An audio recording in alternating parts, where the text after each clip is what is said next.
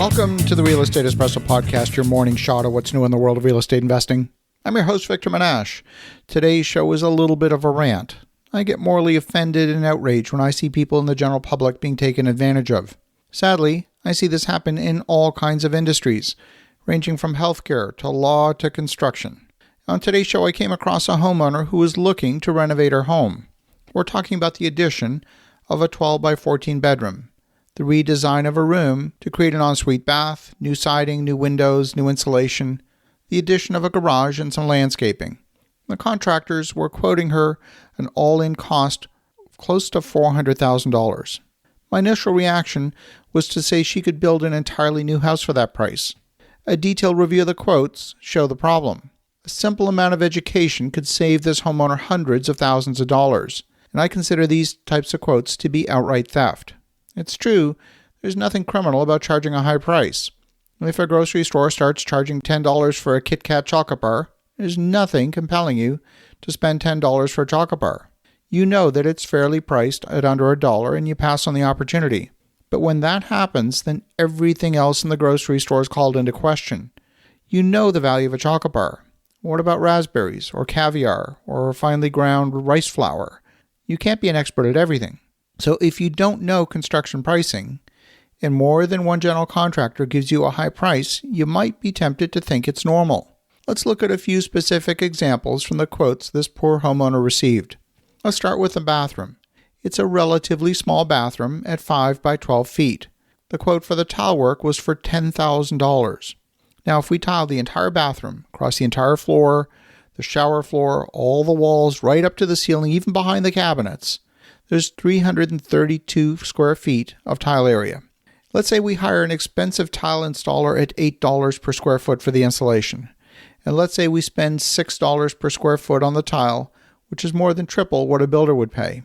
In many cases, a builder buys their tile close to $1 a square foot, but we're using $6 a square foot. And if you add all of that up, the most you would spend on tiling that bathroom would be $4,650 on the worst day ever.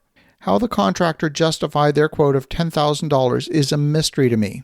The contractor had estimated $40,000 to replace windows. I counted 26 windows in the house.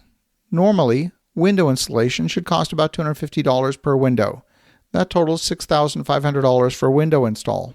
How on earth the windows would ever total $40,000 is beyond me. That's more than $1,200 per window for the purchase of the windows. It makes no sense.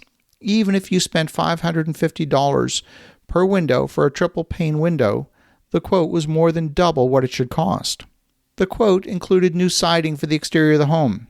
Now, siding can be purchased for about $1.85 a square foot if you're buying vinyl, or a good quality engineered wood siding would be between $6 and $8 per square foot. You might spend even a little bit more, say $10 a square foot for cement board like Allura or Hardy.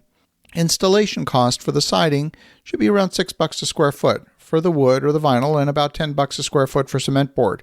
Cement board's a bit more complicated. So there's a few choices to be made on the materials, and they vary widely in price.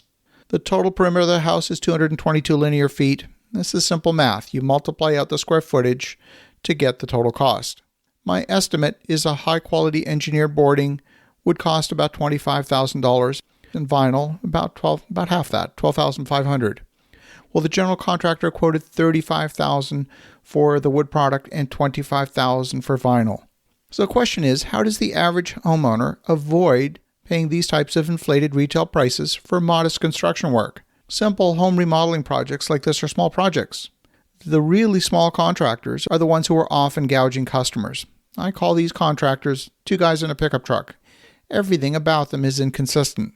They don't show up on time, they don't keep their word on pricing, they charge too much, they take advantage of homeowners who don't know any better. The true professionals in construction, on the other hand, are a real pleasure to work with. They work quickly, methodically, fairly. There's pride in workmanship. They spend the first half of the day on the job site measuring and marking with a laser level.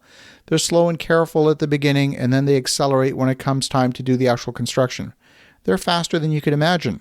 But unless you're prepared to offer them full-time employment, how do you get access to these top-notch people? Well, it turns out many of these professionals are willing to work evenings and weekends for a little extra pocket change. These weekend warriors work for the major construction firms, and they're willing to work often for the same wage as their full-time employment. They do quality work. They'll be fast. Just be sure you don't waste their time picking up supplies. Make sure all the materials they need are on the job site before they arrive. The most difficult job to get done with quality people is the one that's too small for the major construction firms and too big for the weekend warriors to get done on evenings and weekends. But if your goal is to get a job done at a reasonable price with high quality, figure out how to carve it up into chunks that are small enough for the weekend warrior to bid, to commit, and complete. And if you do, I think you're going to save more than half compared with the shark-infested waters of the retail home renovation contractors. As you think about that, have an awesome rest of your day. Go make some great things happen. I'll talk to you again tomorrow.